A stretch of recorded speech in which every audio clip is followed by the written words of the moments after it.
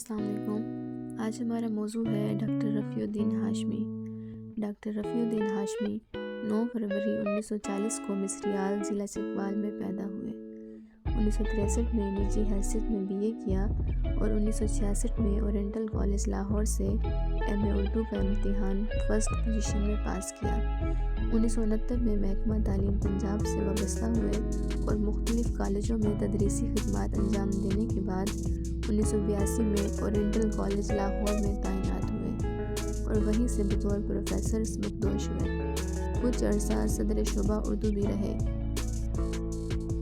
1981 میں جامعہ پنجاب سے تصانیف اقبال کا تحقیقی اور توضیحی مطالعے کے موضوع پر مقالہ لکھ کر PhD کی سند حاصل کی۔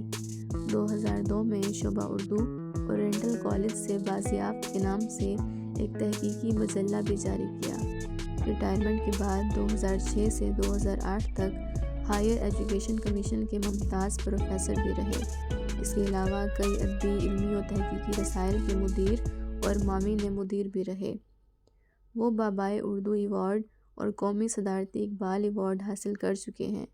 انہوں نے اقبالیات اور اردو زبان و ادب پر درجنوں کتابیں تصنیف و تالیف کی ہیں، جن میں اصناف ادب، خطوط اقبال، کتابیات اقبال، تصانیف اقبال کا تحقیقی و توضیحی مطالعہ، جامعات میں اردو تحقیق، یادنامہ لالہ صحرائی، اقبال کی طویل نظمیں، فکری و فنی مطالعہ، 1985 کا اقبالیاتی ادب ایک جائزہ، 1986 کا اقبالیاتی ادب ایک جائزہ، خطوط مودودی، اقبال، مسائل و مباحث، اقبالیات کے 100 سال، تحقیق اقبالیات کے ماخذ، اقبالیات، تفہیم و تجزیہ، پوشیدہ تیری خاک میں، سورج کو ذرا دیکھ، مکاتیب مشفق خواجہ، پاکستان میں اقبالیاتی ادب، علامہ اقبال، شخصیت و فن اور اسی طرح سے دیگر کتابیں شامل ہیں۔